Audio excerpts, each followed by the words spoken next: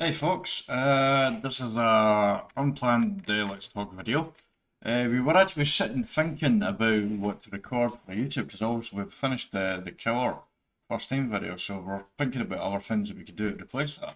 So we started thinking about maybe a weekly sort of segment where we talk about the game. But as we were doing that, we saw Dead Hard started trending on Twitter when we were actually going to post our daily video for Dead by Daylight. We went on there and we saw Dead Hard trending, and I thought, there's no way that's Dead Hard from Dead by Daylight, is it? And it is, and the reason why is because the devs have released information, as you can see on the screen right now, regarding the next mid-chapter release. This is information regarding the prestige system changes, which are very exciting. And obviously, in the last Let's Talk video, we talked about the 39 perks that are going to be getting changed as well. This apparently has these changes on them here. All I've looked at is what you've seen on the screen. I haven't went any further, so this is kind of a live reaction for me to doing this. I'm not going to read the full thing. This basically says at the top that these both initiatives are headlining the upcoming mid-chapter release, so that means there's probably not going to be too many killer changes. Like the last mid-chapter release, it was Ghostface and Legion. Alright, overhaul progression system. Collecting all the perks has been an important goal for many players. Yep, I've just done it in killer side recently. I'm very pleased about it, and I'm actually thinking about playing this. Basically, this is first day. Basically taking a couple of days off to play the event, actually, to build up points so I try and get all the survivor perks unlocked as well. Right, so yeah. Now, constantly increasing, the grind expands at an exponential rate. Yep, the blood point grind is one of the biggest problems I had in the game. So this is going to sort that. Comparison and the curse system, you must reach level 40 in a given character and unlock all the teachable perks. Yep, and find those perks in the blood web for every other character. In other words, this is a single largest reduction to grind we've ever made. In order to unlock all the new perks in every character by the time the next chapter release, you would need to play an estimated average of 4.1 hours every day. With this new system, that estimate decreases to an average of 1.01 hours each day. And that's not even factoring in blood point bonuses from event perks or offerings. It's quite a reduction. Admittedly, when it first came out, the information, I thought, man, is that true? Because that is one hell of a big reduction. But the blood point grind, there's something needed to be done on it, because I was actually put off here. It's cut it down by roughly 75 perks. Right, unlocking perks. The teachable rarity is no more. Now perks are tied directly to prestige. Prestige in a character for the first time will instantly unlock the tier 1 versions of their unique perks for all other killers or survivors, making them immediately available for use without ever opening the blood web. So basically, you prestige 1 or tier 1 perks, versions of your perks for that character is basically available right away. If you prestige a character for the second and third time, that'll unlock tier 2 and 3 versions. So you have to prestige 3 times to unlock all the perks now, unless you're worried you got them unlocked. I don't have all survivor perks unlocked. I'm actually wondering if I should maybe just leave one to show it in a video, maybe. Because I was kind of thinking that I would actually, because I've got all killer perks unlocked, and I was thinking I would do the same as Survivor, try and get Survivor ones unlocked during this event as well. Because I've got all perks on Trickster now, and I've actually got a good amount of perks on Artist as well, and I've got Harry up a little bit as well. Anyway, I'm kind of in the strategy here. Say you proceed to trapper the once well tier 1 version of adaptation, brutal strength and present level killers. Yeah, that's it, pretty much self-explanatory.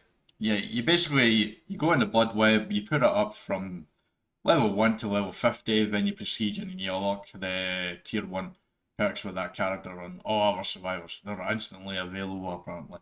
You don't actually have to get them in the blood web. Yeah, proceeding the chapter again will make tier 2 available and so on. This way you only need to earn the perks once to use them on every character. So basically you prestige once, and then adaptation level 1 is on available instantly for every character. It's in your loadout basically, so you can actually put them on. You don't actually have to go into the blood web and get the perk first. It's actually instantly available. There, that is crazy reduction. I actually missed that when I first talked about this here, but instantly, as soon as you actually unlock the perk after the prestige 1, that perks are instantly available at level 1 for every card. They're actually available instantly for all your characters. That's crazy. That's crazy good. That's absolutely brilliant. hats off to your behaviour. That's fucking insanity. That's awesome. That is insanity. In a good way. That is crazy reduction. Holy heck. Precision has always been a bit of a dilemma. Do you give up everything for bragging rights, or do you keep what you have to minimise the grind? Now that precision is the main way to unlock perks, we wanted to make the choice clear. Precision, a character, will no longer remove the perks, items, add-ons, or offerings. Perk slots will also remain unlocked after precision. That's awesome. When I first started out, as I've said in the past, I started with Spirit, when I started with Legion, when I switched to Survivor. When I was playing Survivor, David Kin was the first character I played. I think it was Meg after that. Then Kate Denson, then Nia, then Jake. I've prestiged one of them. I think I prestiged somewhere along the way. I played Claudette for a while as well. But what I would do is I would actually get them up to 40, then I would play the character and use up all the add-ons and everything there because I didn't want to waste them. I spent blood points in these, so I did that before a prestige, but I thought I would have to do that with every character. It eventually dawned on me that I may as well just give up it and give up the items and basically quicker doing it. It'd be quicker to do it that way. So that's what I did with Bill when I put Bill up to Prestige 3. It's what I did with Unreal when I put Unreal up to Prestige 2. And it's what I did with Spirit when I put Spirit up to Prestige 3 as well. But that's the only characters I've really prestiged at all. I have the initial survival ones I put up to Prestige 1, but I haven't actually put them up to level 2 or anything like that afterwards, basically. I just, the whole grind of this game just put me off Prestige and I just wasn't interested in doing it. But this year, very, very interesting to me. This is awesome. This is utterly awesome. This is going to be absolutely fantastic. Right, with Prestige now being the main way to progress, it will no longer be as impressive to have your characters maxed out at Prestige level 3. It only makes sense to have a new way to recognise our most committed players. So increase the Prestige limit to 100. We didn't know that. We wondered, they said it would be unlimited, but it actually is limited to 100. That's max that you can go. That's a massive increase for, I must admit. But what happens when you get to 100? Because right now, basically once you go up to 50, because I've seen it on the screenshots that will come up basically here, somewhere here. I don't know, there was some images released, but there was an image that showed you that once you actually get up to level 50 in the Prestige, you can't keep going. Like right now, you could stay at level 50 and just keep using the Blood Web there. And once you get to level 50, you have no choice to get more add-ons and items and that stuff there. You have to have prestige, basically. And why wouldn't you, basically, as well? So you have to do that in 100 levels. But what's going to happen at 100 level? Is it going to be the same thing as right now with level 50? Where you just have the big blood web where you can constantly use it over and over again? I imagine that would be what would happen. But it's going to take a long time for them to find that out, I think. But what would more prestige levels be without rewards? Right, reaching prestige levels 4, 5 and 6 will now award a character's bloody prestige cosmetics. Once again signifying those who went above and beyond. Now that prestiging for first free time award perks, it only makes sense to move these higher. Yeah, because right now with Bill, I've got the bloody clothing on Bill and I've got the same thing as Spirit as well, because I've put him at prestige 3. So basically that thing there, you see on Bill, when I play Bill and the Spirit, you'll get that at level 4, 5 and 6 now. I guess it'll be one of each item. You'll get the Bill's bloody cap at 4, you'll get the head option at level 4, you'll get the top, and then you'll get the legs, and the trousers basically, bloody trousers, bloody top, and then the bloody head with the cap and Bill. The same with Spirit, I would imagine, and any other character as well. This is what that's going to be. Right, now that proceeding for the first free time, I already read that. Yeah, you've earned it. Right, for completionists, prestige level 7, 8 and 9 will each grant one of the character's unique perks a charm. Interesting, okay. That's cool. That makes sense because you get clothing at 4, 5 and 6, so you get charms at 7, 8 and 9. But if it's at 7, 8 and 9, there must be 3 different charms that you're going to get. Or is it just an upgraded version of a charm? Each 3. Favourite characters, no matter how many times your prestige. And once the trial is over, your prestige level will now be shown in the space previews look by grades. You see it on the side there, you'll see that there. Some people are saying that that's going to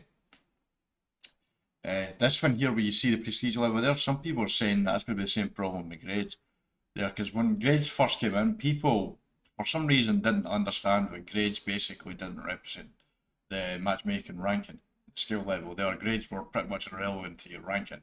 That was just how much time you put in. That's all that meant. If I was iridescent, that basically means that month I put a lot of time into survival, basically.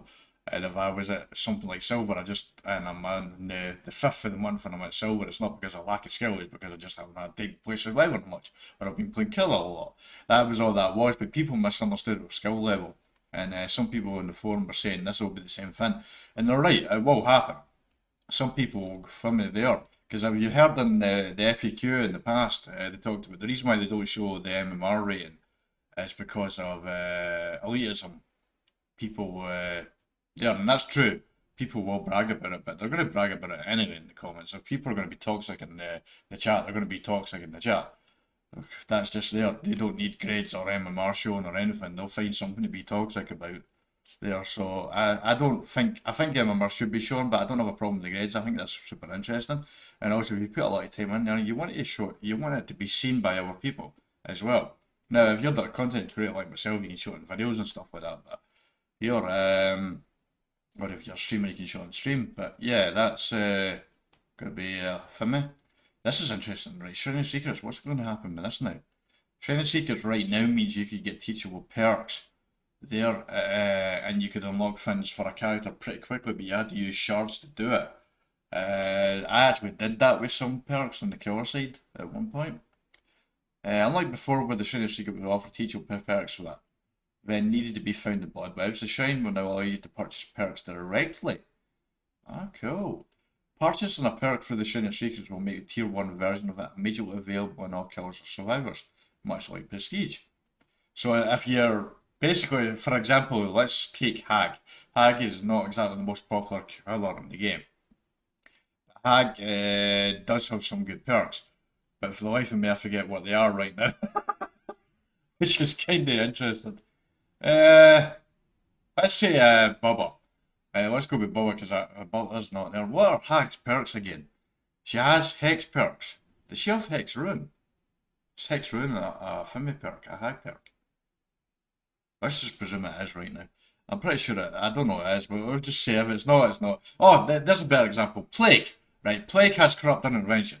We know that for a fact. But Plague, as you've seen recently on the channel, I'm not a big fan of Plague because I find our Corrupt Purge and the hitbox with it frustrating as heck. But Corrupt Intervention is a great perk. We're probably going to be reading about this later. But let's say you want to Corrupt Intervention and you go into the Shredding Secrets right now and you get it right now. You would have to find it in the Blood Web there. But as soon as you get it in the Shredding Secrets, that's it. Tier 1 version of that is instantly available to all your killers or killers that are available right now. You can purchase a perk again to increase its tier. So in the Shiny Secrets, you would have to purchase it 3 times to basically get it to level 3. That makes sense. When I first read it, I thought that's not good, but it actually makes sense because it's instantly going to be available. You don't have to find it in the Blood Web. So that actually makes sense. Because in the past, you would buy it once in the Shiny Secrets, but you would have to find it in the web 3 times before you would be able to use it. And that could take a lot longer. This cuts a lot of the shortcut a lot. This is a big shortcut to that. But you just have to purchase it 3 times, which is usually about 6k in Shiny Secrets. In total, it's like 2k each time. At least it was anyway, unless that's changing. It doesn't say anything about the cost of the change info. Right, transition to the new system. With many spending hundreds if not thousands of hours playing Dead by Daylight over the years, we want to make sure that everyone is rewarded fairly. When the system releases, we'll be automatically awarding existing players an appropriate number of prestige levels based on how many perk tiers they've unlocked. If you've left all your characters at level 50 and focused on unlocking perks, your work won't be for nothing. That's good because I've just got all perks on Trickster and I'm working on Artist at the moment, but I don't know if I have Artist done before this year. Probably. It's also important that you don't lose anything when the system is updated. You'll keep any perks and bloody prestige cosmetic you've already unlocked. Good, because I've got that in Spirit and Bill. Those who reach prestige 3 before the update will receive a special prestige icon to recognise their achievements. A the perks and add-ons they lost in the process. We'll be hosting a live stream soon to show the updated system in action and answer any question you might have ahead of the PTB. PTB will be coming pretty soon. We did not mean to...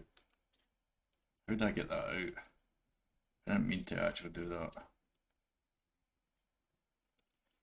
Right, I was on full screen now. We didn't mean to click on that. Why did that come up with the picture as soon as I click on it a little bit? Right, matchmaking incentives. Right, matchmaking has been a major focus over the past year, and we're maintaining that throughout year 7. While many changes are planned to improve wait times and match quality, there are variables that we can't control through code. Chief among them is the distribution of people playing each role. If there are simply not enough people queuing for one role, the matchmaking ability to create quality matches suffers. Makes sense, because you need like 4 times the amount of people in the survivor queue for each killer in the queue, basically.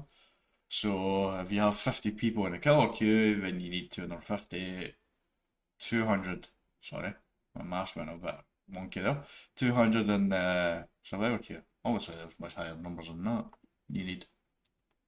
Yes, talks about ratio deviate too far. 2 minutes will cause survivor queue time to decrease, while 2 fears will cause killer to complete. For survivor, this ratio varies greatly depending on your region, rate, and time of day. Yep, in some regions will reserve the excess of survivors queue well, in others too few. Oftentimes this will change over the course of the day. Most of the time, it's not too bad for me. There's occasional it's a little bit long for one on either side, but most of the time it's actually pretty good for me. So how do we go about improving this? Enter our matchmaking incentives. Whenever the number of kills to survivor differs too much from the ideal ratio, we will offer a blood point bonus to anyone who opts to play the needed role. This bonus ranges from plus 25% to 100% depending on demand levels. So basically what they're going to do is to encourage people to switch from survivor over to killer. If there's too many survivors in the queue and not enough killers, they're basically going to give you more blood points incentives, which is actually really good thing. Because even for the blood point grind is getting decreased, you're still going to need blood points as well in the game too. So yeah, that's a really good thing. That makes a lot of sense. This, I wonder if that will actually encourage more survivor mains to play killer. Because I think it's well known in this game that the easiest way to get blood points is to actually play killer. Barbecue and chili on a killer there, and you can easily there, because right now, playing killer, I can easily get, in this event that's going on right now, I can easily get 100k to 200k if everyone brings in a flan. But in Survivor, that's actually the same. Yeah, never mind. Yeah, so basically, it is much easier to get blood points in the killer side. I used a bad example there, but it is much easier. Barbecue chili helps a lot too. But it occurs when your friend is playing. Match player center UT, and depending on your matchmaking region, you may see a bonus for playing killer, while your friend sees one for playing survivor. This is attended. Bonus. Is this like a that's interesting. This line here is very interesting. You may see a bonus for playing killer while your friend sees one for playing survivor. This is intended. Is this an attempt by behaviour to discourage Swifts playing together? Is that what that is? I don't think it worked though, but that's interesting. I wonder if that's the Swifts right. This is going to be a long video probably, to be honest. Bonuses will depend on which roles are needed to improve matchmaking all the time. For example, kills may be needed every year. When in a group can alternate a bonus for survivors are needed at a time. However, this will apply to your group's average matchmaking rates currently in demand.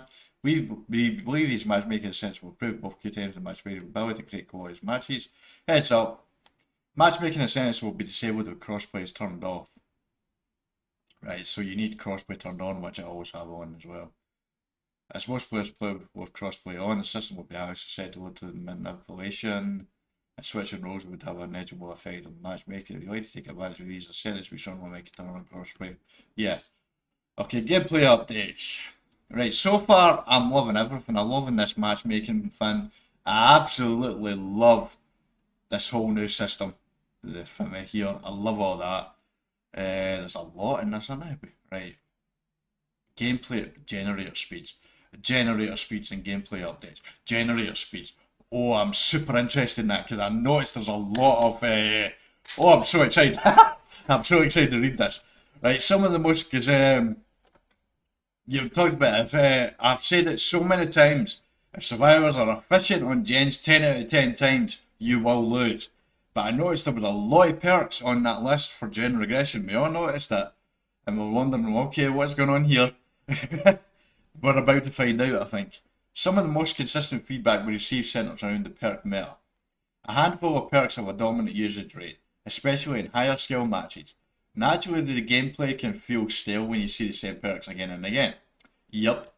In the past, we've addressed individual perks through various updates, but the odd meta change is not enough to shake things up. In this update, we are reworking and rebalancing 39 perks meta included. We've already showed you that in the last Talk video.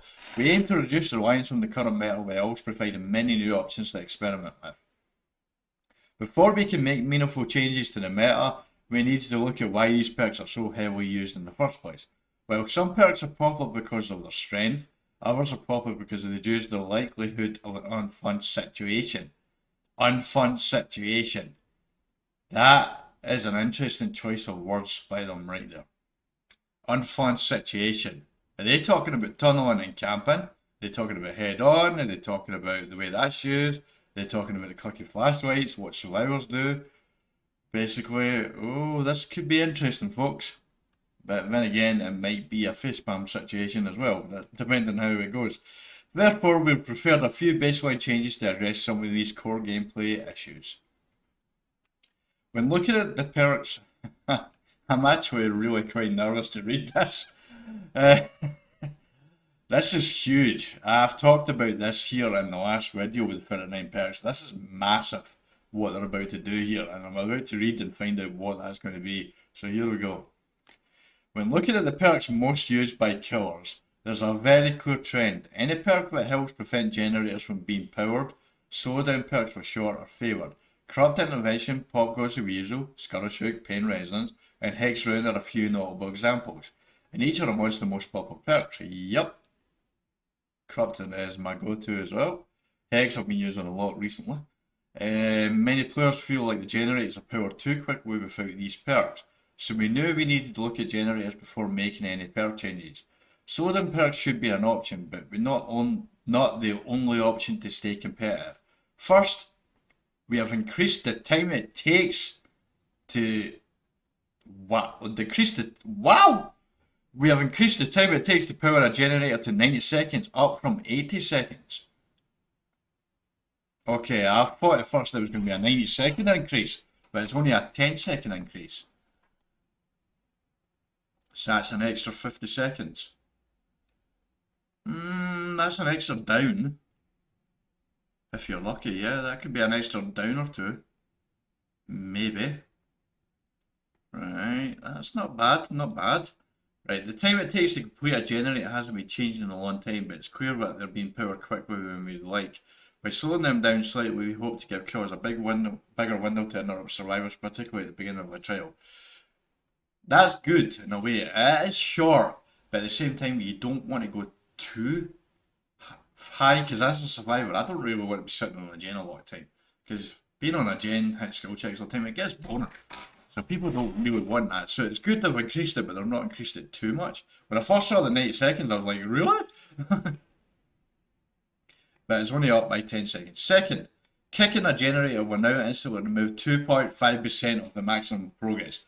Yes, that's something I thought. I would actually have said 3, 4 or 5%, because right now what happens is, when I'm on I see a killer kick a generator, I'm like, oh, no bother, I'm just going to go over and touch that and reset it, because I absolutely have no fear. What else is the killer going to do? I'm healthy, you can injure me, I can just get a speed boost and run off, and then someone else can come back and touch the gen and regress it, stop it from regressing basically. There's not a lot of options, so this here is pretty good.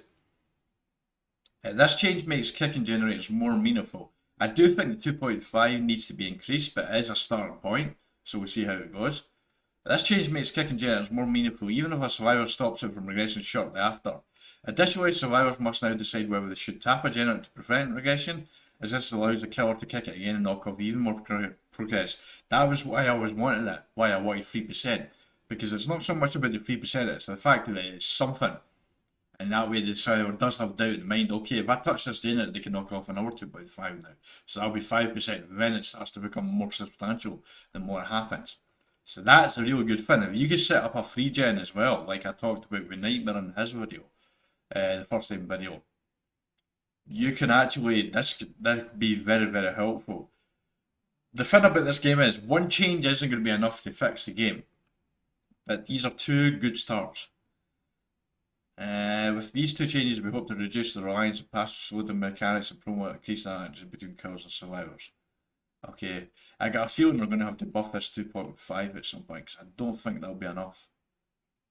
I think that might need to go to 3 or 4%, I think. This is it good. The first one, that's good. I think that's about right. The second one, I think it needs to be slightly higher, but I'm glad they're doing it. The average kill rates. How many survivors are killed each trial on average are a little lower than we would like. Yep. A sentiment echoed by many community members. Yep. To ensure the killer feels like an unstoppable force to be feared, we're making slight improvements to make many aspects of the killer gameplay. See, there you go. This line here, to ensure the killer feels like an unstoppable force to be feared. Survivors just have no fear. They have no fear whatsoever. Half the time I'm not even terrified. But since I play solo survivor, I do things like no miver and power moves. This type of thing is going to make no miver and power moves even more nerve-wracking. Right, we'll reduce the time it takes to break walls and pallets by 10%. Wow, now 2.34 seconds, previously 2.6. Generators can also be kicked 10% faster than before. Now 1.8 seconds was 2 seconds. Wow, that's good. That's really good. While these changes may seem small, a fraction of a second can be the difference between hitting a survivor and reaching a pallet. Yep. That's really good.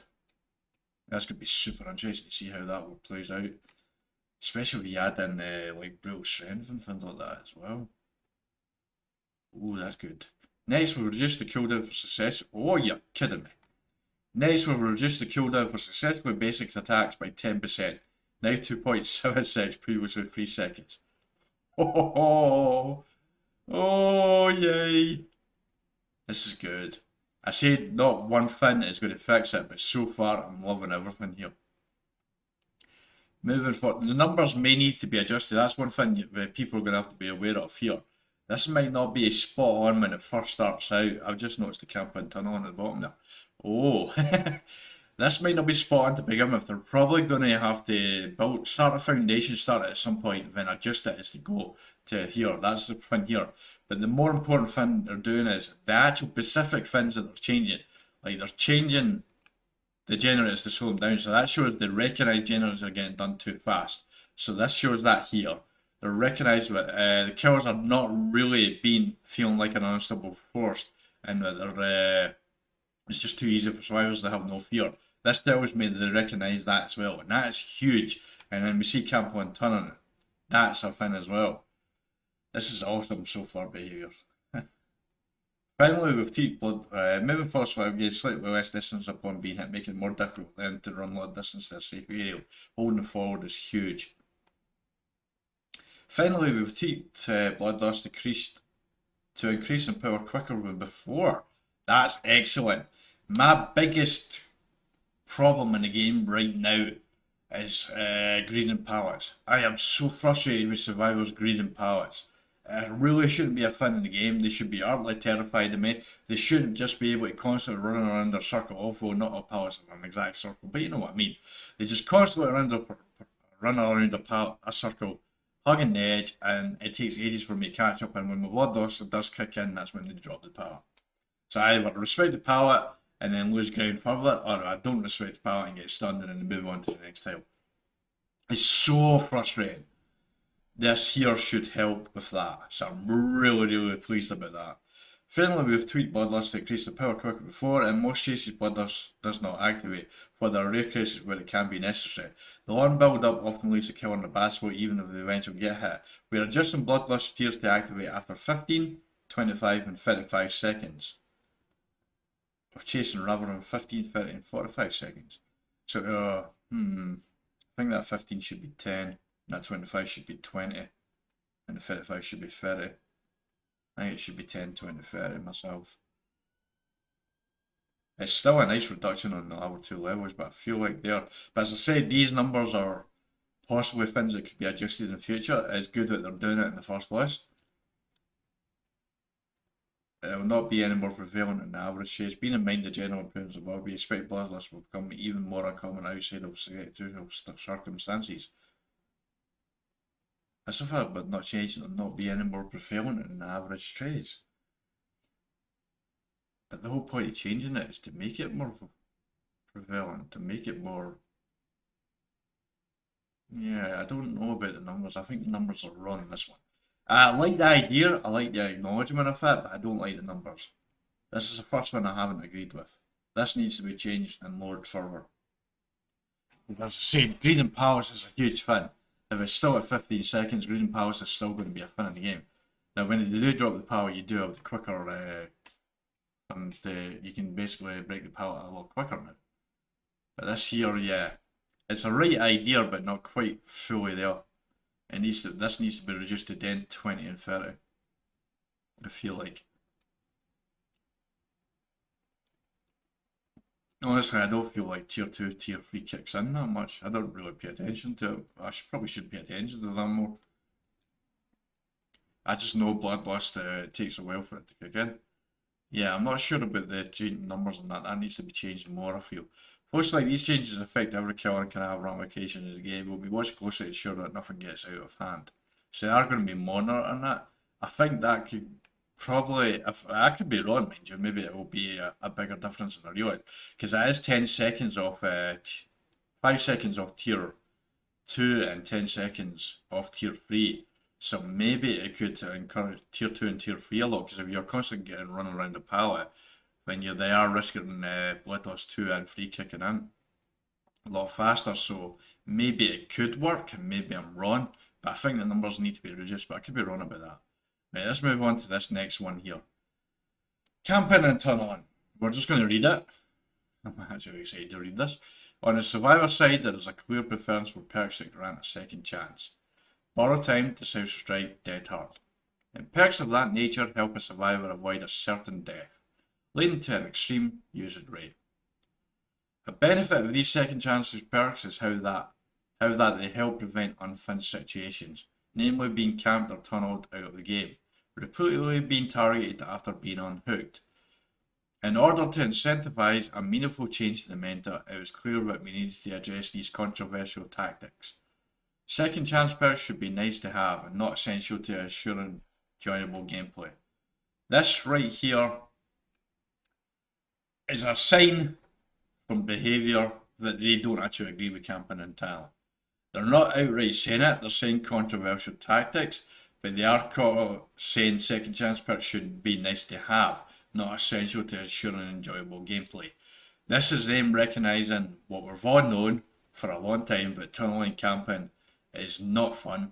And as far as I care, this along with the perks being introduced in the first place tells me that behaviour are never supported camping and tunneling. There are some people like Spook and Jukes who said that on the rules it actually says not to report tunneling camping, and that shows that they support it. That was wrong. It was always wrong. Camping and tunneling was always wrong, and I am so happy to read that. Really happy to read that. I only do camping and tunneling in endgame, because I feel like endgame is a different match from the actual match where the gens are still active on the go. There, it's like 2 matches. They're actually technically 3 matches in one. You have basically what I call the jog to 1 gen, then the sprint to endgame. You have the initial match down to 1 gen, then you have the potential 3 gen gameplay, depending on how good a 3 gen the killer's got. Then you have the endgame gameplay as well. And I don't have a problem with camping and tunneling in endgame. Even at 1 gen I can understand a little bit of tunneling there, because you do need to get that person out. But before that, 100% against it. I don't have a problem with proxy camping, coming back to the hook. So if you go somewhere to a gen and you can't find someone there, you know someone's going to be the hook. And it just makes sense to come back to the hook, but you shouldn't tunnel the person off the hook. So yeah, utterly happy to read that. Right, moving forward, survivors will receive a 5-second endurance effect after being unhooked. This gives the unhooked survivor an opportunity to reach a nearby window or pallet, or for another survivor to position themselves for a protection hit. I'm just going to finish reading this, right? Additionally, the unhooked survivor will receive a 70% haste effect for 5 seconds. This will make them harder to catch and encourage killers to shift focus to the unhooked survivor. Good. Because when I first read the 5-second endurance effect, I was like, 5 seconds endurance is basically 5 seconds borrowed time. 7% haste is basically a speed boost for 5 seconds. So they get a speed boost, a 5-second sprint burst and a 5-second borrowed time. I think that's what that is, yep, I would say. I'm just processing my mind, is that going to be enough?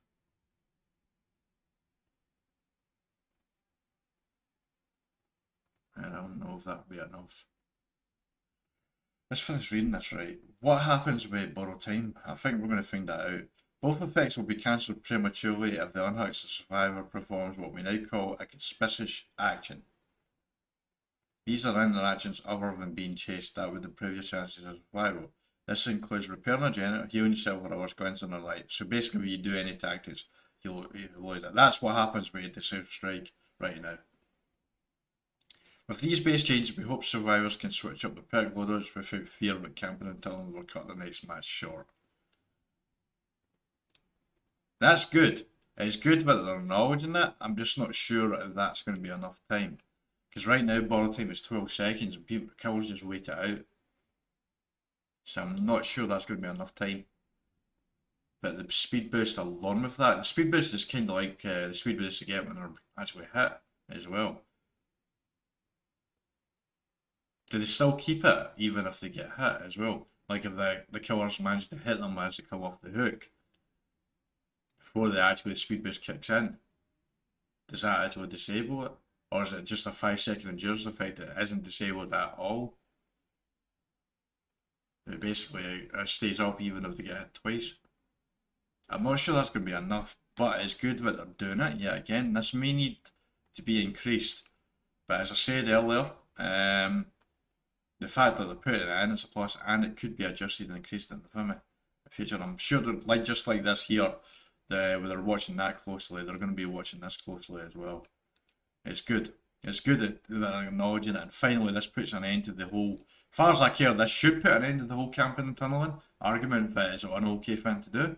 It's not an okay thing to do, but I'm sure people will still do it because, you know, people are people. Meta perk changes. Here we go. I guess we're going to find out borrowed time and everything will start. Right.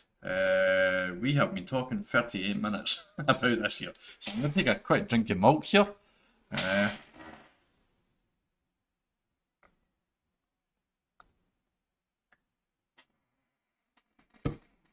Basically, I had to go to the shop for my orphan, so I bought milk, and usually when I didn't actually need it, so that way I don't have to go at the weekend.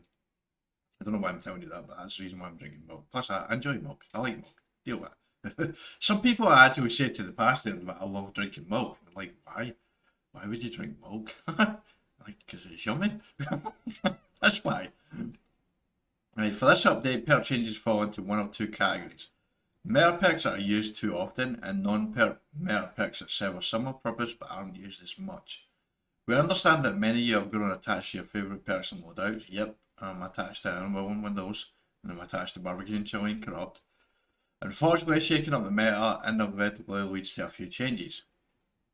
Rest assured that our goal is to provide alternatives that align with your preferred playstyle while widening the scope to include more viable perk options. It's also important to note that not every meta perk is equal, and each was considered on a case-by-case basis. So what are Dead by Daylight's meta perks? By referencing both community feedback and internal data, we can see that some perks stand above the rest. For killers, Barbecue and Chili, Hex Ruin, Popcor's the Weasel, Corrupt Intervention, Tinkerer, Hex No One Escapes Death, and Scholarship Pin Resonance. Really? A lot of people actually use No One Escapes Death. I see it sometimes, but I don't see it a lot. There was a spell earlier in the year when I think it was after the All-Star Challenge and Whisper Tournament, and that where a lot of people started using No-Ed, I noticed. I don't know why, but there was a spell earlier. I can't remember what it was that caused it. Ah, no, I think it was actual bins, when bins came in. I think no edge started to increase. I can't remember. I've had a lot. So much it feels like so much has happened in this game since last summer and the last year. It feels like a lot's happened in this game. Right, for survivors, Dead Hard, Borrowed Time, Decisive Strike, Iron Will, Self Care, and Spine Chill. I do not understand why people use self care. I know healing yourself is something, but it takes so friggin' long. I do use Borrow Time with We'll Make It. I haven't used Dead Hard in a long time. Iron Will I do use, and I use Spin Chill with Resilience as a combo, but I rotate them out sometimes. But I do religiously use Iron Will, and I use Corrupt and Barbecue as well, because Barbecue for the blood point grind, and the information you get as well. Wanted to share these graphs showcasing the 10 most frequently used perks for both roles. Each chart's alone to now explain why they may exist. For that, we turn to the community feedback, but hopefully they provide context for how heavily these perks are used. Okay, let's click on this. Bloody hell, look at Dead Hard. Dead Hard is way up here. Way up here. I'm actually going to take a quick note of the time here, because we are getting on in the video here, so I've just realised something that I probably should timestamp stuff here. I'll be around about 39 minutes. I started talking about the meta. And I'll need to, there, because once I go through different things, and that way I can put timestamps at the bottom here. Okay, so Dead Heart Spine Chill. Right, that's the Spine Chill. Spine Chill and Iron Will is the same colour. So what one's what? I can't actually tell the difference between the two. That's our Spine Chill. Iron Wills. That must be Iron Spine Chill, and that must be Iron Will, I would think. Right, percentage of loadouts. 25. So Dead Hard is on like 70% plus loadouts. Holy heck. Sprint Burst and Unbreakable. Can't really tell, but it's, I think these are the number of the matches, 800, 850, 900 and up to 2000 matches to 1950, I think that is. What's this brown one here? Decisive Strike, yeah, that makes sense. What's this? That's Borrowed Time. There. Yep. Self-care. That's self-care. There. Whoa. Wait, where's Windows? Windows. I think that's Windows. That one there. Or this is it. Windows and Adrenaline isn't used as much as I thought it would be. I thought it would be a bit higher, the percentage. I don't really understand why Windows is a great perk. It's my go-to perk. Kindred. Kindred is that red one here, I think. Aye, anyway. I need to come on this here. Shut that down, and then let's go to this one here, and follow that. Which this is the killer one probably, isn't it? Yeah. Wait a second, what is that brown one? Locked.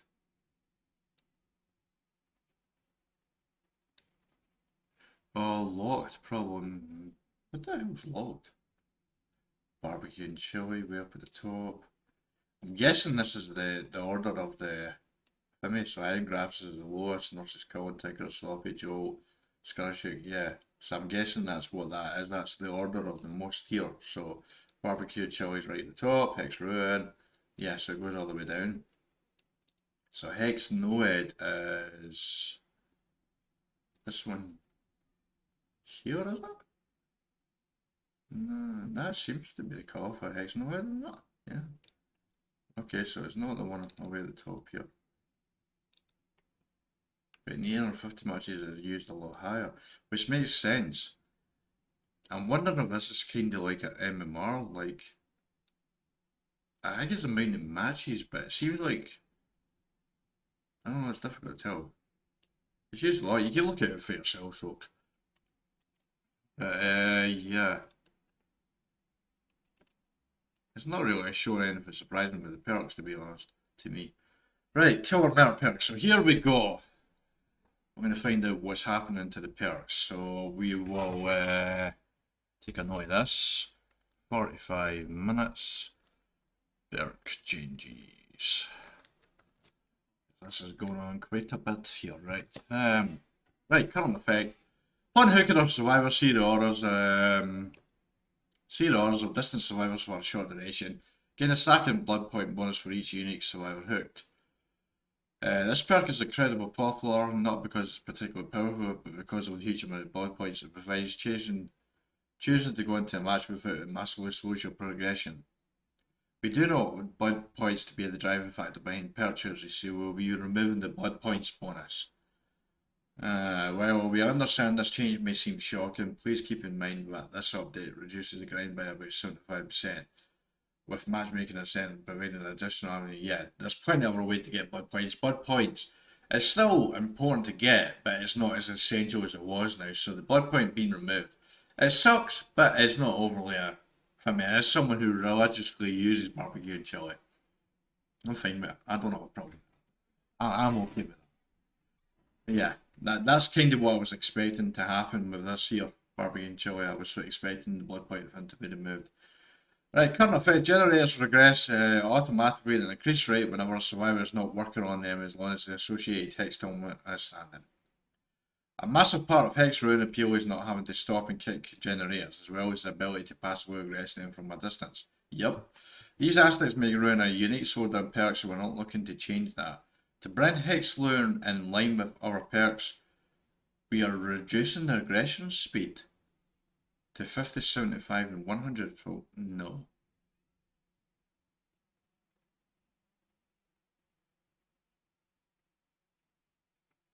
Wait, after a survivor is killed, Hex Ruin will automatically deactivate. So basically this is going to be up until a survivor is killed. That's got some tunneling counter as well. Because if you have Hex Ruin up, you tunnel that person out, you're not going to get as much Hex Ruin. You need to spread the damage around. So that's interesting from that respect. But I don't like the regression reduction. I don't like the regression or reduction at all. I suppose it's still something, but no, I don't like that. I think that's a mistake. Even with Hex Ruin up right now, people can actually get gens done pretty fast, quickly. So, yeah, I'm not a fan of that. I don't understand the thinking behind that. Like, they can do gens so friggin' fast. Unless there's something else to read afterwards. I know we can kick the generators, but you still have to snowball hooks into each other, so taking time out to kick a generator isn't always going to be the smart play because, yeah, if you see a survivor, you want to get that survivor. You want to down that survivor and get that hook, and then you find your next survivor and get another hook. You still want to do that.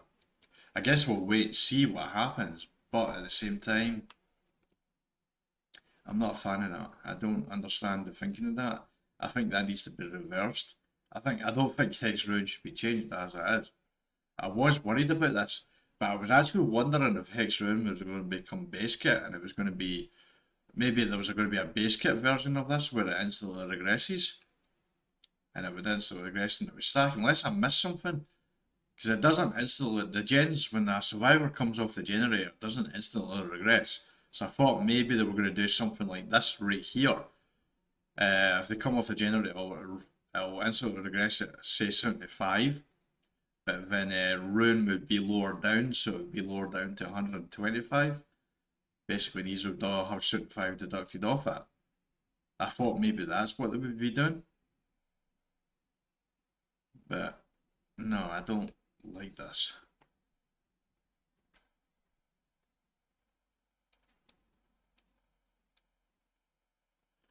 I don't understand the thinking of that, but let's go on.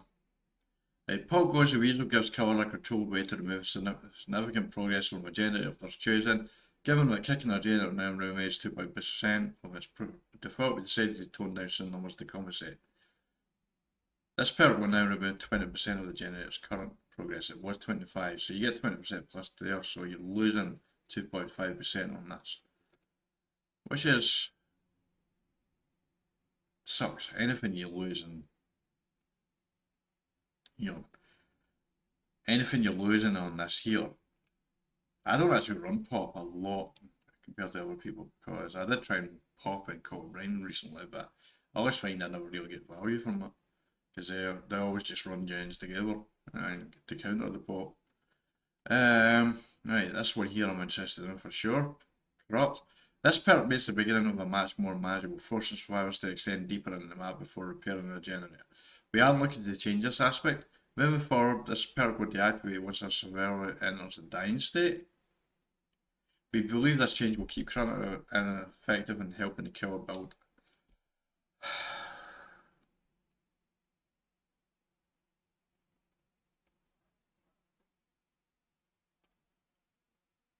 Why? I just don't understand. It was going so well, behaviour. It was going so well. This is nerfing killer gameplay. What needs to happen in the game is the survivor gameplay needs to be nerfed. You recognise that up here with the general killer improvements and generator speed. You recognise that there. That the survivor gameplay needed to be nerfed and killer gameplay it was a struggle. You mentioned it here. Where was it? An unstoppable force to be feared. That is what you mentioned there. Yet you're nerfing these perks. These perks actually give killer a chance. And the fact that you're nerfing survivor perks doesn't help. This doesn't help the base kit of the game at all. This just hurts killers more. I honestly thought you'd be going a different direction with this, and I have to say I'm rather disappointed. This does not help. This does not help at all. It's like I finally get someone in a dying state and I get punished. I kill someone up here and I get punished because I lose my rune. And I get someone in a dying state here and I lose my corrupt intervention and I get punished. Like, what is the point of that? 2.5% loss in this, that's not too bad. You could live with that, but then again, I don't really use pop much. This, I'm not happy with this. I get punished for basically successfully getting someone downed. I thought maybe corrupt intervention would potentially be becoming base kit. Clearly I was wrong about that. Nothing's becoming base kit here. Sorry, borrow time and sprint burst. You notice that survivors get a slight borrow time base kit, and survivors get a slight sprint burst base kit as well, with the haste and the endurance. But it just seems like killers are getting screwed yet again. I don't understand behaviour. How can you not see that? I really don't understand. Haste Rune, you punish the killer for actually killing a survivor. I suppose with Rune up, I'm trying to see the logic. I suppose when you do kill someone up and Rune is still up, it becomes even more difficult for the other 3 survivors to escape, because there is a big drop off from 4 to 3. So therefore, I suppose that does help from a survivor standpoint, that does help. And it makes somewhat of a sense, because it is still up, and it does counter tunneling, because if you tunnel someone out, you're going to lose your rune. So I guess it has some tunneling counter, so that here is not too bad. But this corrupt intervention sucks ass. That's just awful. If anything, corrupt intervention should become base kit. That's what it should be. Corrupt intervention as it is right now should become base kit, and the base kit and this stacks on top of it. You basically, corrupt intervention is 2 minutes. You basically do a base kit at 1 minute, then you add corrupt intervention, you lower it from 2 minutes down to 1 minute. That's what you do. So it's still 2 minutes. That's what you should do. This here, you're punishing them for actually getting value from their perk. That doesn't make any sense at all. Rune, I retract what I'm saying about that. That makes somewhat of sense to me. I still feel like they're getting punished for killing someone for. But it makes somewhat of sense because there is a big drop off from 4 to 3. This here, no. I don't like this at all. I don't like that at all. I get punished for using that. There's basically, like, why would some... I suppose you still get the 2 minutes. I suppose you're going to have to change tactically, but you want to get a hook pretty quickly and you want to get someone in dying state real quickly, so survivors are just going to run right at you. Like the ones that want to be chased are just going to run right at you and keep you busy.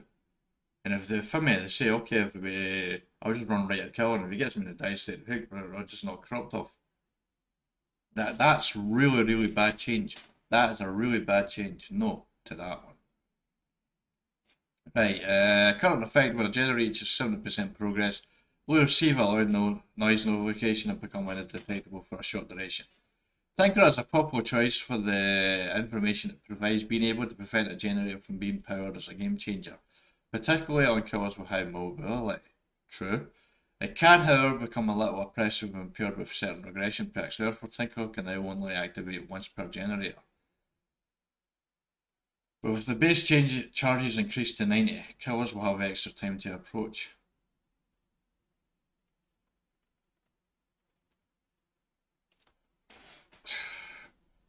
That's basically Merciless Storm. Merciless Storm only activates on 1 generator at a time, which is a good thing.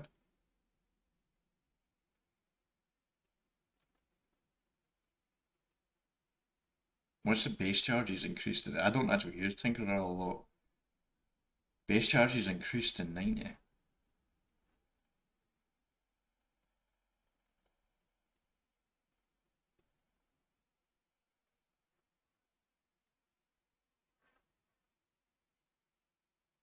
See, basically, it basically sounds like it's going to activate quicker, and you're going to have more time to approach it.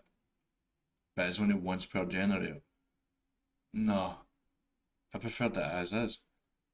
That's the thing that's frustrating in my mind because right now I can see the survivor gameplay is what needs nerfed. The killer gameplay doesn't need nerfed.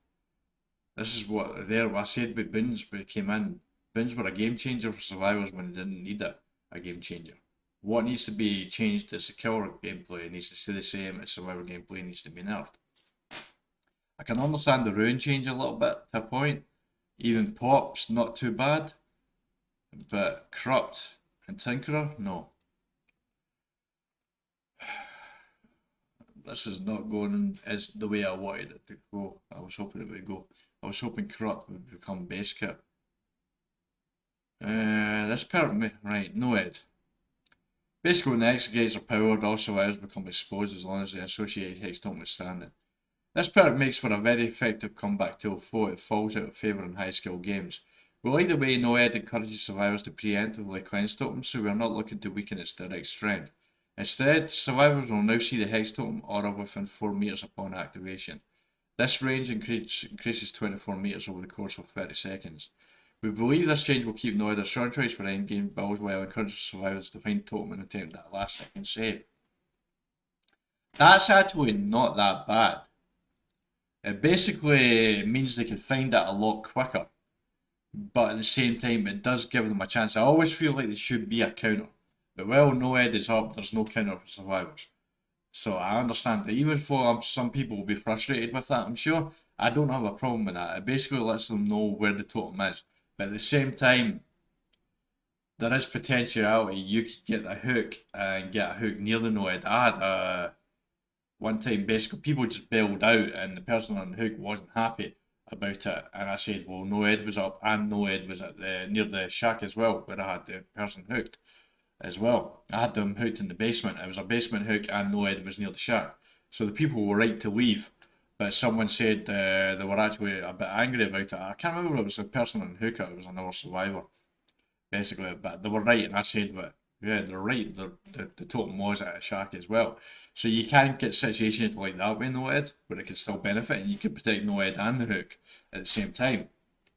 But if no ed is far out away from you there, they can still find it and cleanse it anyway. So eventually, so it doesn't really matter if they see it for 4 seconds, or the range of that increases over time as well.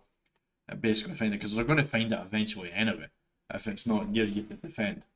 So that's not a problem. That change, I don't have a problem with that. Unlike the other change. Right, the most recent addition to the meta, Pain Resonance, allows the killer to remove a sizable chunk from the most progressed changers simply by hooking a survivor. The loud noise notification also allows the killer to disrupt the survivors before they can continue repairing. A jack of all trades of sorts, granting both a powerful regression effect and crucial information. Very true. With that in mind, by removing the loud noise notification, instead of exploding the effect to generate, will now spark upon laser progress, and the survivors will no longer scream. We believe this will ensure Pain Resonance means a strong regression perk will limit its informative aspect. That's fair. That's fair. I don't have a problem with that. That's a good change. I don't have a problem with that at all. It is a bit too much, I would say. But then again, there is only 4 hooks on the Fimmy, so I would have preferred to have seen that increased to 5 hooks. Because sometimes big large maps you can't actually get via with it. So as a trade-off for losing that, I would prefer to have seen that increase. So we'll see Survivor after this. The killer perk, the Skirmish Pain Resonant, don't have a problem with. Don't have a problem with Noed. Nah, don't have a problem with Pot. I don't like that Hex Ruin after a survivor is killed, but that's a big drop off from 43, so I can see the sense of that. But Corrupt Intervention and Tinkerer, no. I'm against these 2 changes. I don't like their changes at all. I don't think that's the right course of action on them. Quite frankly, I don't think anything's wrong with Tinkerer. But then again, I could be wrong, we'll see there, but I feel like you're getting punished. You're punishing people for getting it down, and this is a big thing here, because this is my go-to perk. This, if anything, should become base kit in a sense, with party it there, and then the Corrupt Intervention. Like I said, it should be 60-second base kit, Corrupt Intervention, and this being 60 seconds as well. That's what it should be. Basically, 30, 45, 60 seconds at the 3 levels. That's what that should be. That's the change that should have happened here. This is punishing people for basically taking advantage of the perk and getting value. That I don't like. Tinkerer, I'm not entirely convinced on this, but I'm not sure what the base charges are. Maybe that would be better than I think, but this seems like you're just once per match. No, you want to get the Tinkerer, or get it down, then get basically regress it to the point where it's past Tinkerer and get a second layer. So no, I'm not a fan of that one as well. Right, Survivor Meta Perks. I'm going to take a note of Survivor Meta Perks here, because we're actually at 1 hour and 2 minutes of me talking about this now. This is going to be a long video, folks. A long one already. Survivor, but there's a lot to go through here. A lot to go through here. Survivor Meta Perks, right. Data. Current effect when activated become immune to damage and dash sources. Death Hard is by far the most used perk by survivors. It's easy to see why. In the right hands, it acts like a third health state, allowing the survivor to escape a situation where they would otherwise go down. There are 2 main ways Death Hard is used: to dodge a hit and for distance, to get to a nearby power window. Dodge a hit and for distance. I use it to get for distance. In the past, when I still used Death Hard, I would use it to make sure I got to a window and a pallet, basically. So it seemed to chase a little bit more. In the latter case, there's not much a killer can do. Therefore, Death Hard will now provide the endurance effect for 1 second when activated. If you time it right, you'll prevent a hit and gain a movement speed boost. This will remove Death Harden for distance and make it solely used to dodge hits, which killer can anticipate and even bait accordingly.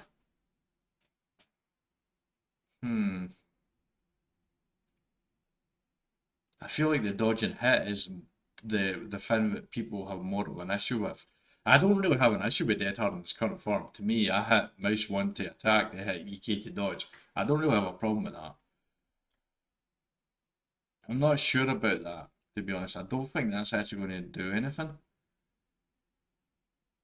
But I guess we'll find out. Endurance effect for 1 second, so it's only 1 second. So how long was the effect stand for right now? I don't know how long the effect stood for right now. It seemed to be instant, so I don't really think. I'm trying to think in my head. Endurance side for 1 second. It's not a long time, but it feels like it's only 1 second anyway. They'll gain a movement speed boost.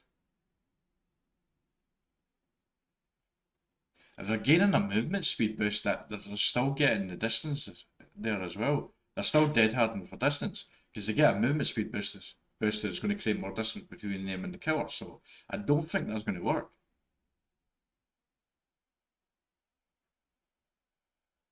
Yeah, I don't think that's the right change behaviour. I don't think it's the right change at all. I don't think this really does anything. But I could be wrong. Could definitely be wrong. We'll see how it goes in the game, but based on it here, based on what I'm reading here, dead harden for distance and make it so we use to dodge hits, which a killer can anticipate and even bait accordingly.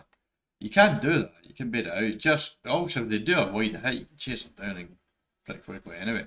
Unless there's a pallet or something to make it to. But that movement speed boost is basically, that worries me a little bit because that seems to go against this part here. Because any movement speed is going to boost is going to increase distance between the survivor and the killer, so that seems to counter that. That doesn't really make a lot of sense to me, unless I'm reading this wrong.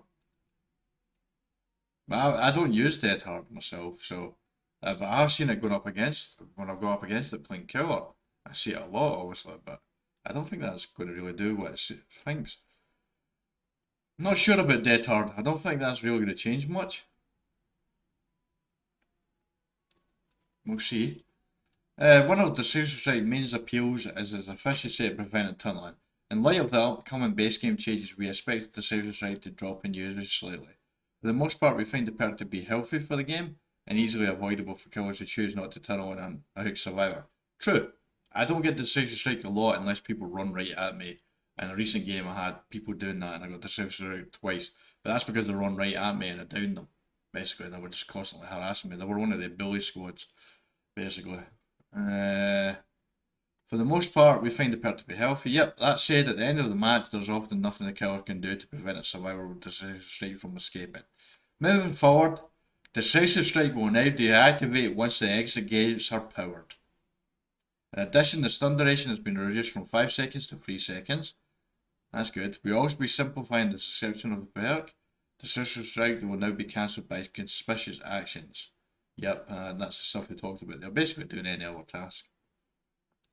Here's the info. When the exit gates are powered, does that mean if you 99 the exit gates, it's still going to be active? It's only going to be inactive when an exit gate is opened? Is that the thing? That's the question I'm thinking now. The 5 seconds to 3 seconds is good fun. Is a good fun now. I would have preferred to have seen it disabled completely in endgame. Well, as soon as the last generator actually pops when it's disabled completely, I think that would be a better way to go. Because I think people, the 99 exits, it says once the exit gates are powered, but it's 99% of powered, fully powered. It's not really, because there's only 1%, so I don't know. I guess we're going to have to see how that is. But if it is 99%, we're going to only have to change it to when the last generator pops for that to achieve what they're trying to do. But this is a good change. Dead Hard, not so sure. Borrow time. Right. This is going to be interesting. Some borrow time is coming in, right? Much like the Decisive Strike, this perk gets much of its popularity by granting counterplay against the camping killer. Considering the later version of borrow time's effect has been added to the survivor's base kit, we need to update the perk accordingly. Borrow time will now extend the duration of the endurance effect of 100 survivors by 6 to 8 10 seconds, and increase the movement speed bonus duration by 10 seconds for any survivor you unhook. These effects will be cancelled if they perform a conspicuous action, yep, but if they're able to do a chain work or anything like that, clearly they're not being chased. With the overall duration with borrow time is longer than before, we expect that having a later version of the base kit will cause the user rates to drop. Okay, that's interesting. I use borrow time with Wheel Make It because I want to see if I can actually get the person healed and give them borrow time at the same time. That's what I always try to do. I've never really done it so far because people tend to run away from the hook. It's weird. When people stay at the hook to get healed, I don't have borrow time with Wheel Make It, but when I start running it, they stop staying at the bloody hook. Which is weird. Iron Wall. Right. This is the one I'm interested in. This perk allows skill players to mind game more effectively in many areas by silencing grunts of pain. To address its high usage rates, we are lowering the grunts of pain reduction to 25, 50, and 75. Yeah, I kind of figured that would be what it would be. I figured it would be lowered from 100 to 75. That I'm okay with, because I use no mirror 75, and I can still hide a little bit here. But if you check one of my clips collection videos and my gaming clips playlist, there's actually a thing where I completely used that there to hide from my spirit, so I don't think I'll be able to do that much anymore. And we'll see. You can still, there's still value in it. I'm still going to use Iron Ball because I use Bill. Bill's super loud, and Bill can be tracked. So any character that's basically the grunts of pain are super loud, like a Leon or a Loda or a Ash, then I would recommend using Iron Ball still. Iron Ball would still be my go-to perk there, basically. So the Survivor side, Iron Will and we'll finish this off for self-care, right? That I don't have a problem with. Self-care has a divisible reputation among the community. We were surprised to find that it usually peaks in the highest skill matches. Really? I'm surprised about that too, because I think it sucks. But then again, being able to heal yourself without someone else having to come off a gen, because that's the whole point of getting someone injured, is when you're chasing someone, there's fewer people in the match. So if someone has been healed, that's two people with a gen and only one people in a gen. But when you're using self-care to heal yourself, that's two people still in a gen. So it is a big deal, actually. So I can see the sense of it, but for me, I feel like it's too slow. On top of that, self-care increases the efficiency of medkit. That's true. If you use a medkit with it, yeah, or botany with it as well. Yeah, so we use that with self-care, yeah, okay, I understand it now, okay. To reduce its strength, self-care's heal speed will be lowered by 25, 30, 50%, and item efficiency bonuses have been removed entirely. Good. That's good. I like that. Unlocks the ability to heal yourself without a medkit at 50% speed. Yep, I like that.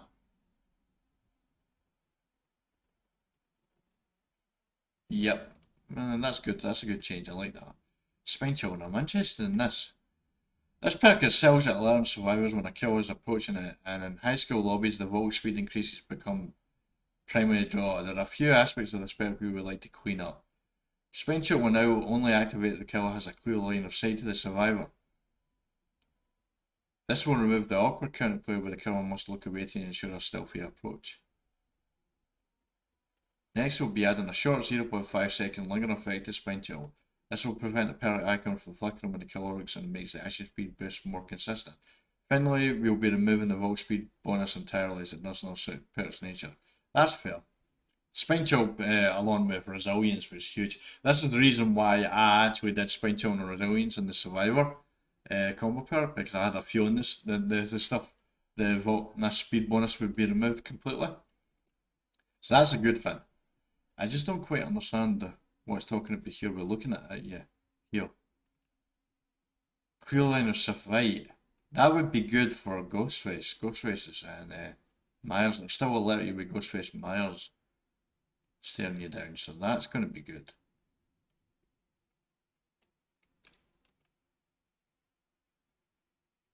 Okay, yeah. But what I don't get, the Spine Chill will now activate the killer as a clear line of sight to survivor. This will remove the awkward counterplay where the killer must look away.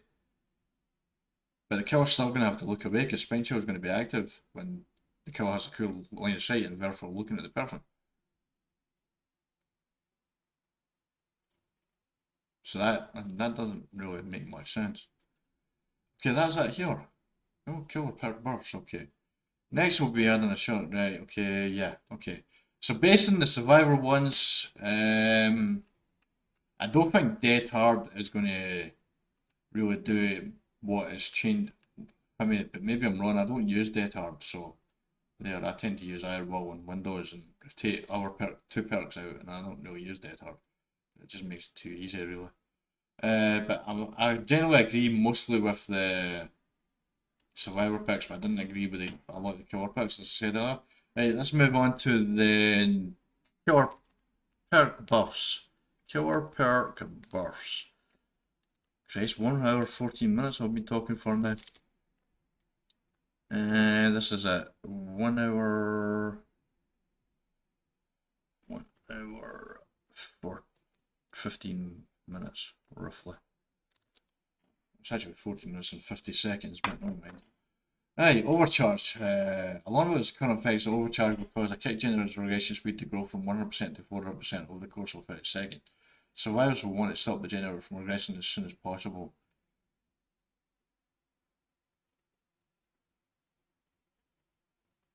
What? Overcharge will cause a kick generator's regression speed to grow from 100% to 400% over the course of 30 seconds. So holy shit! That's huge! That is huge! Oh my god! I can't wait to try that out.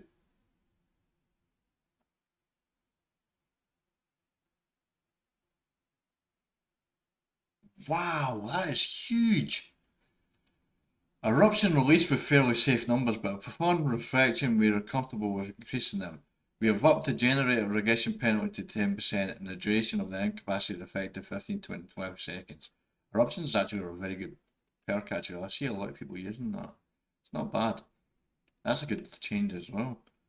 Knockout. Those of you who like to leave survivors on the ground can have a lot more peace of mind. In addition to its current effect, Knockout will cause dying survivors to crawl 50% slower for 15 seconds and reduce the recovery speed by 25%.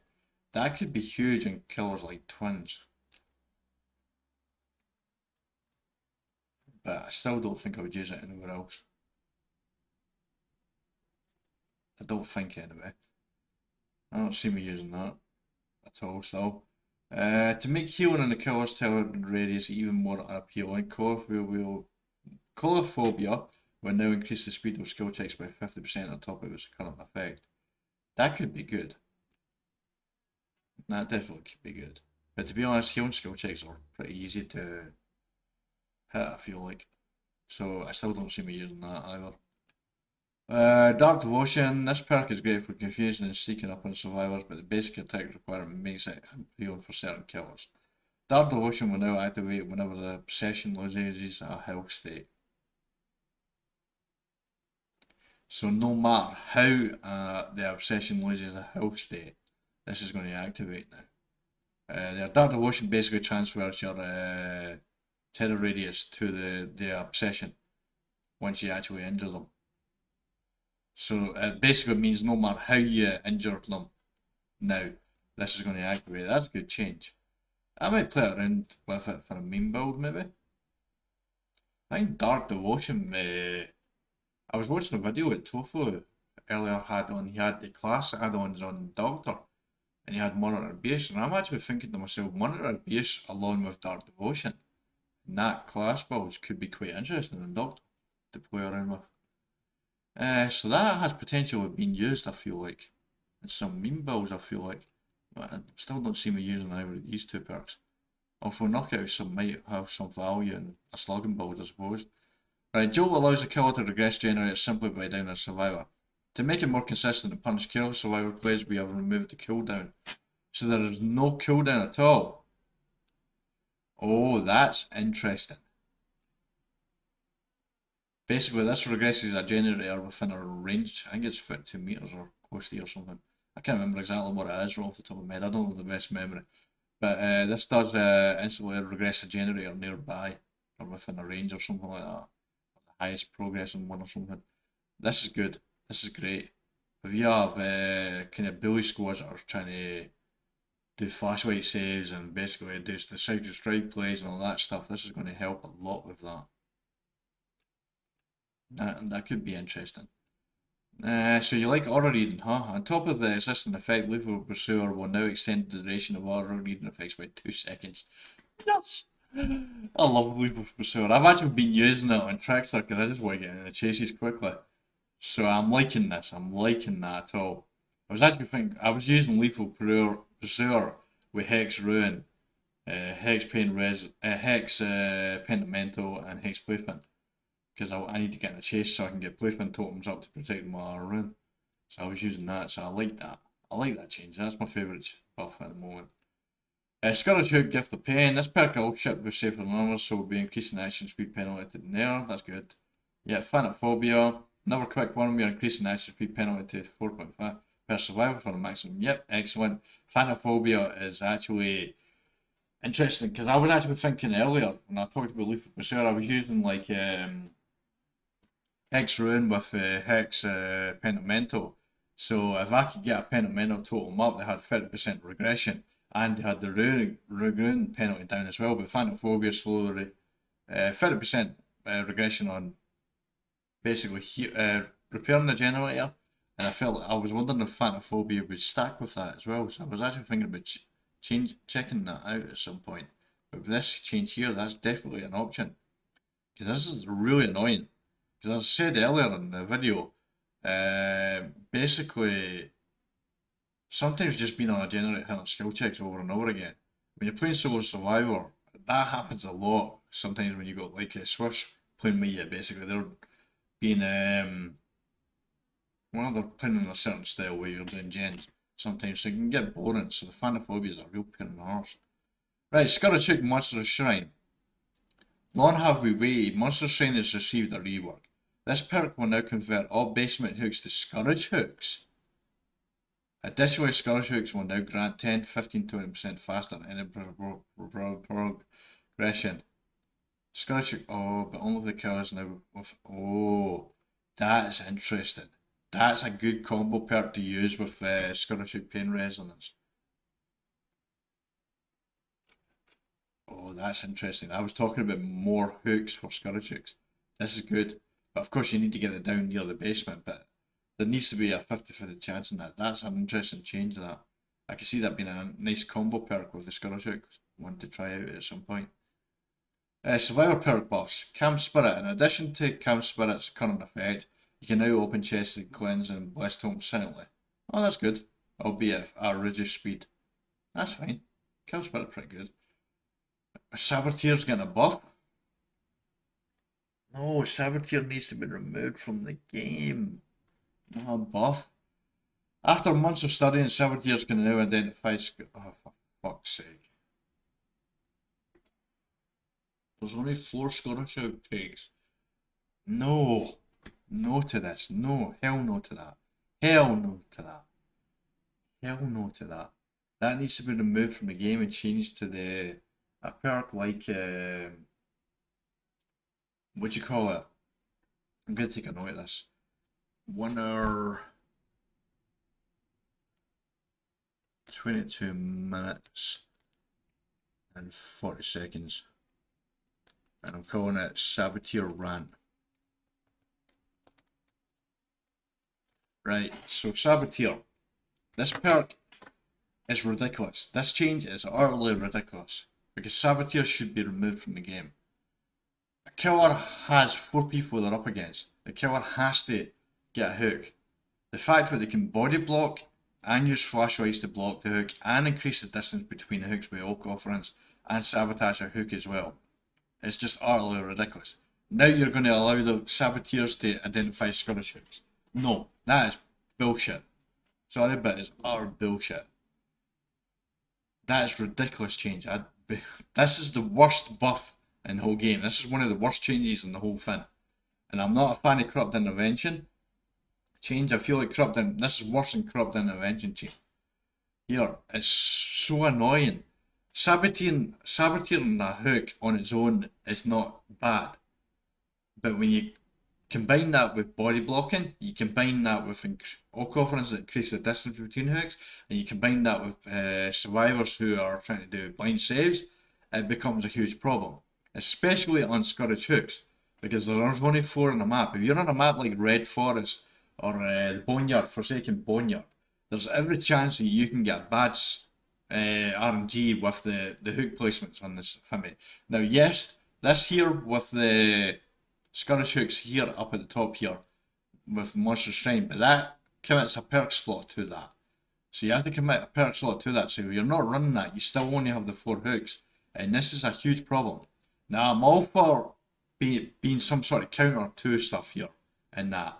But this is rough because of the fact that you just have so many other things here. Unless you're planning to remove oak offerings or planning to remove the ability to sabotage hooks with toolboxes or you're planning to stop the body blocking in some way at some point here, but this is a bad change and this needs to be reversed. This needs to be removed over to the Legions add-on, where Legion can see the like different colours of generators depending on the progress of the generators. That would fit with this. That's what this needs to be changed to for survivors. Basically, I don't know what to call it right now, but there. Plus, I feel like it fits more with Jake Park. Jake Park's perks are Iron Will and Calm Spirit. They're about not being seen. Iron Will is about being able to hide. Calm Spirit's about not calming the birds around you and not being seen. It's about hiding. Saboteur is the complete opposite of that. Saboteur is running right out in front of the killer to sabotage a hook. That goes against Jake Park as a character. It doesn't fit with the character, and this is just utterly awful. Utterly awful. I can't actually believe you would do that behaviour. This is as bad as putting boons in the game for me. That's how bad that is. I think that's ridiculous. I just utterly cannot believe that at all. Anyway, moving on. Bottom knowledge now increases healing speed. Oh, for fuck's sake. Really?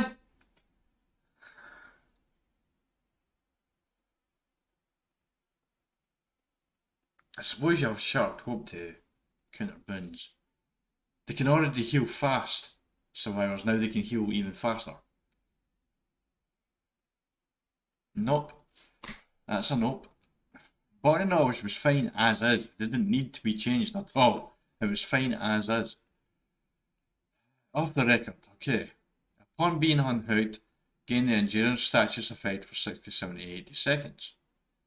The endurance effect is lost upon performing a conspicuous action. While this is an unlengthy endurance effect, any game progression action will cancel it prematurely, making it purely for evading the killer after being unhooked. That's a hell of an endurance effect.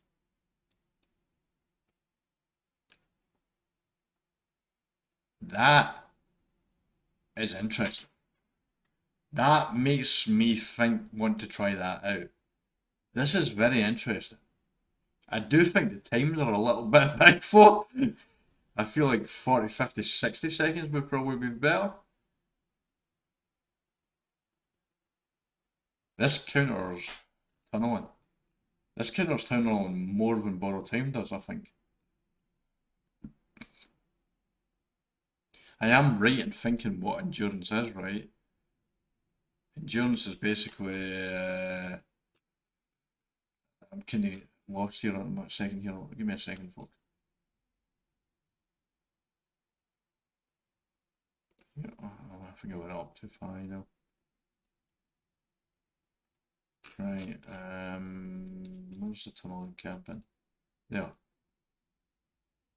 I just want to check that I'm right in this. Endurance effect, yeah, it is.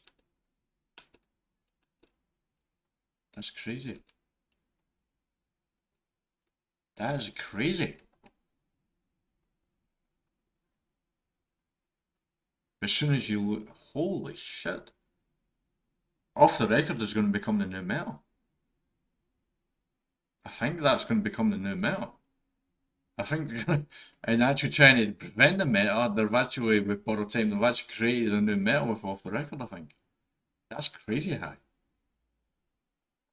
That puts an end to tunneling altogether.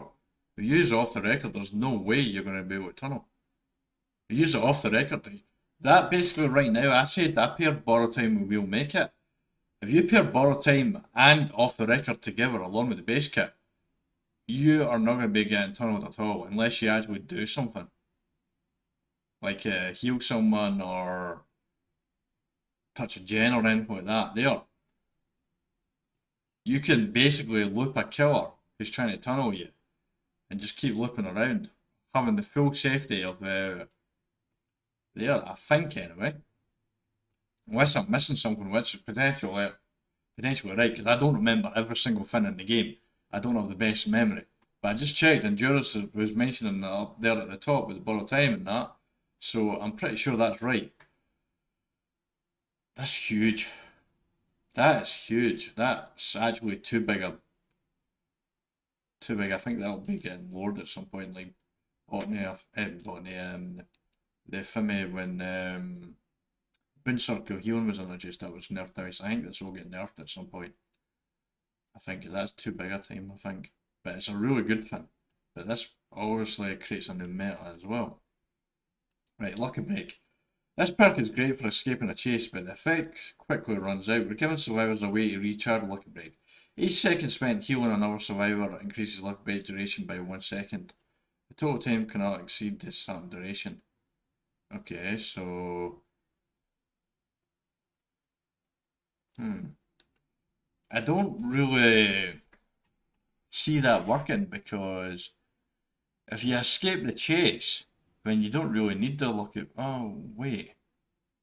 Ah, so if you escape the chase, then you start to heal someone else, then you can increase the. No, you can't increase the duration because it says the total time cannot exceed the starting duration.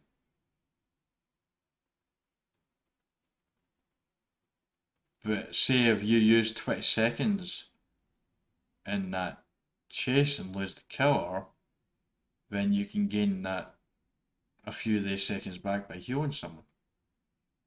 So you can eventually. Ah, right, okay, I get it. That's a good change. Yeah, that's a good change. I've never used Lucky Break before, but I should. There's a lot of perks that I should really use, but I'm still been unlocking a lot of the perks. Right, pharmacy.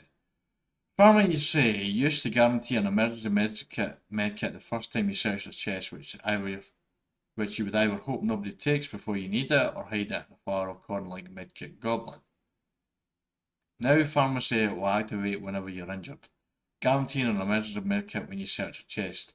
This effect can happen multiple times in one trial. Good luck stealing my medkit now, Meg. I'm guessing there's a Meg whoever wrote this got a medkit stolen by Meg at some point. That's good. That's a good change, really. Yeah, because you have to use it right away. So you only use it when you actually need it. That's a good change. I like that. Soul Survivor. In addition to hiding your aura, Soul Survivor will now increase your generator repair speed by 75% and exit speed by 50%. These effects are only active when you're the last survivor standing. This is great. That's good. That's good. If you pair that with you could pair that with Left Behind. There is a Left Behind achievement where you have to actually pair the last generator and escape. So if you're trying to do that achievement, Soul Survivor with Left Behind, 2 perks would be a good idea to use. Obviously, there'll be level 2. You would have to do stuff to help you in a chase, probably. Distortion. For those who like to stay hidden, we've added a way to regain distortion tokens.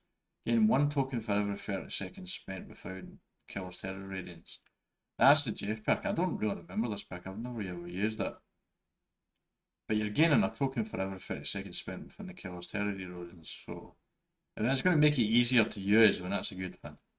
I would say lightweight. No, lightweight's getting a boost, is it? In addition to lightweight's existing effects, your scratch marks will be more sporadic, making you harder to track. Scratch mark will always fade 5-4-3 seconds sooner. Cool, up from 1-2-3. That could be interesting on a no-mover build. Because no mover hides your blood pools, but your scratch marks are still showing. So lightweight could have there. So pairing lightweight with no could be an interesting idea. Deja Vu. To help survivors power the free closest generator, Deja Vu will now grant a 5% repair speed bonus to reveal generators. That's interesting. That's a perk I recommend for new survivors. Well, not something I would use these days. But new survivors, I would recommend using that perk if you get it and you don't have anything better to use. Beyond its current effects, No One Left Behind will grant 7% movement speed bonus to any survivors you unhook. Additionally, the perk now activates when the gates are powered rather than opened. So that basically answers the question at the top regarding what perk that was. I was wondering about there, because they just said powered there. What perk was it again? God damn it, my friggin' memory. I can't remember. There was a perk up here I was talking about where you had to open the exit gates. I wasn't sure if the powered meant 99%.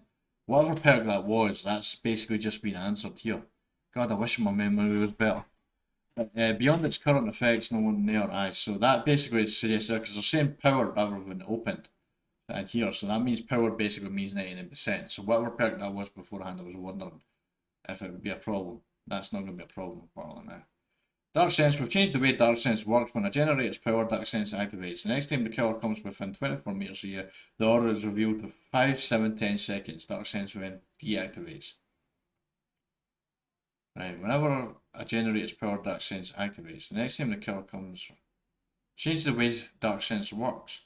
When a generator's power, Dark Sense activates. The next time the killer comes within 24 meters of you, the aura is revealed. Okay, so instead of activating right away, Dark Sense will activate, and the next time the killer comes near to you, you see the 24 meters.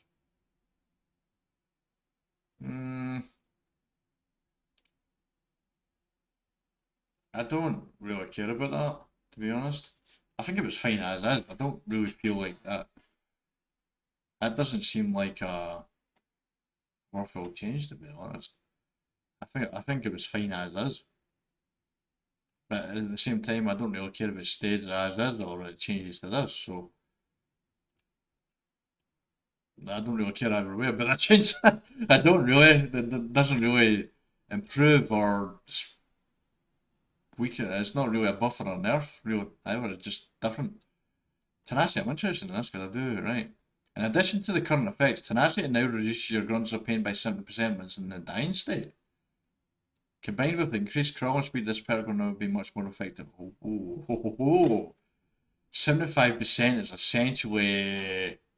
Tenacity is essentially Iron Will, and Tenacity is going to become my new go-to perk instead of Iron Will, I think. I love Tenacity. Tenacity is a lot of fun. I like that change. I like that change. I like that change. That might actually be one of my favourite changes. Definitely one of my favourite changes. I like that change. Hope is great for those who like to make late game saves, but the limited duration can cause it to expire at an inconvenient time. Since this perk is only useful at the end of the match, we've removed the duration entirely.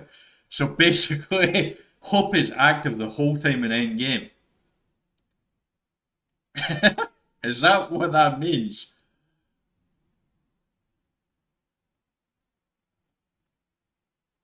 Oh my god, that's kind of crazy. That would be a lot of fun. That's a meme perk there, but I'm actually all for it.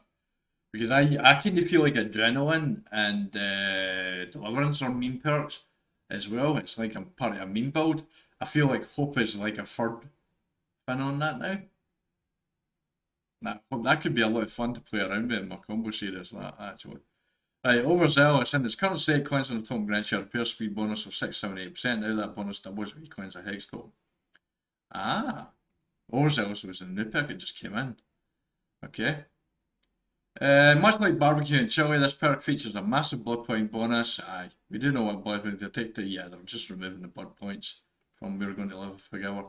Basically, Coconut was right. He said that there, and I agreed with him instantly when I heard him saying. I was like, yeah, that's probably what's going to happen. I said that with barbecue and chili at the top.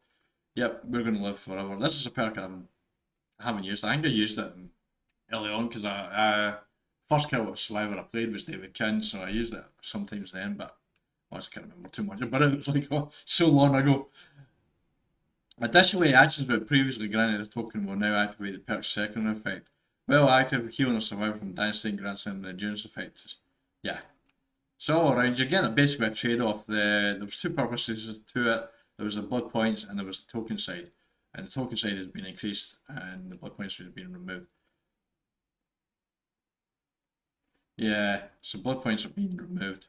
Yep, that's the end, yep. We're at the end. Well, we got it done in 1 hour and 59 minutes. So, round up. Let's just scroll back up. We love Tenacity change. That's great. That's the key thing. We're going to take a...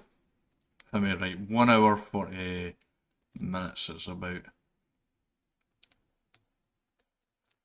The reason why we take a note of the timestamps is because we can actually basically, when we go to edit the video, we can actually stamp it basically.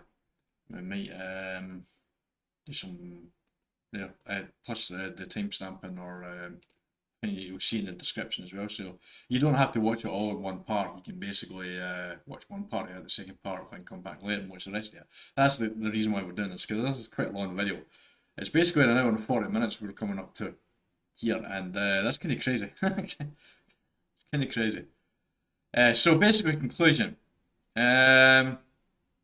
Hope could be a fun perk to use along with like a combo series for what you call it, adrenaline and deliverance. Tenacity, we love tenacity. Lightweight could be fun, be no miver build. This pharmacy, is it pharmacy? No, it's off the record. This is insanity. This is crazy. That feels too big a change this year. This feels like this is going to become the new meta to replace borrowed time, I think. But you can imagine off the record along with borrowed time, that's going to be crazy, I think. So as body knowledge, that doesn't need to be. Faster heals is not something there. We had a Pacific section running about Saboteur. We did not like that at all. Phanophobia is nice to have a good change on that. This is a good change here, but you have to commit a perk to it. So I actually feel like this should just be base kit. They're the Scurryshooks in the basement, and they should just be Scurryshooks in the basement, I feel like. Phanophobia, nice change. Lethal Pursuer, I'm liking that. Jolt is pretty friggin' good. This is great, I like that. Devotion's a bit more fun. I didn't see any need for cool for knockout. Eruption is really good. Nice little change. Overcharge is really cool too. This is kind of crazy. I'm definitely looking forward to trying that out. Spine Chill, not surprised to see that removed there. It's still going to be valuable for, I think. Self-care, that being decreased is a good thing. Iron Will is pretty much what I expected. Borrow Time is, I thought Borrow Time would become, it's sort of base kit, but I didn't, this is fine. This year I don't have a problem with that. I'm interested to see it actually in action for to see how good they are. Decisive Strike, this was the perk I was wondering about. Would deactivate once the ice gates are powered. So this is where I was wondering actually. We were wondering basically if ice gates are powered, does that mean that it need to be opened or was it 99%? But we basically saw down here on the perk down the bottom where it talked about being opened and stuff there. So it doesn't matter if it's powered at 99. I think it just means to be the ice gates are powered at all. So maybe 1-2% as soon as someone starts opening an exit gate, I think that starts to deactivate, I think. So that's a good thing. Dead Hard, I don't think that change is really going to do anything because any movement speed is basically going to increase distance between the killer and the survivor. So the Dead Hard distance isn't going to be removed, I don't think. Scurryhook Pain Resonance, I didn't have a problem with that. No, I didn't have a problem with that. Tinkerer, I do have a problem with that. But I don't quite understand what the base charges to 90 is, so maybe I'm wrong there. Corrupt Intervention, I'm unhappy about that completely. This should be base kit. Basically, I was hoping it would be a base kit version, but instead they're punishing you for getting it down and actually getting value from the perk. So I don't like that. Pop, not overly fussed about it, but you're losing 2.5 altogether in this here, so you're losing some there. So Hex Ruin, not a fan of this reduction. I don't understand that at all, but at the same time, it's after a survivor is killed. There is a big drop off from 4 to 3 survivors, so that does help the 3 survivors. So I can see some sense there, but I'm not overly big fan of it. Barbecue Chilling, not surprised about that at all. And yeah, all these changes up here are really a lot of fun. But yeah, basically that's my hour and 44-minute look into this update, which is massive. I've never ever done this before, so hopefully this actually gets some views. I hope it gets some views. Anyway, if you enjoyed that YouTube, then please like the video. If you want to see future content like this, then please subscribe for future content. And until next time, you'll take care. Also, please share this video as well in your social medias. It would really help me out a lot too. I usually don't ask for that, but I would like to do more stuff like this, when I talk about the game and stuff like that. But it's kind of pointless in me doing it if people are not going to view it. So I would appreciate it if you would share the video out there. Anyway, until next time, y'all take care.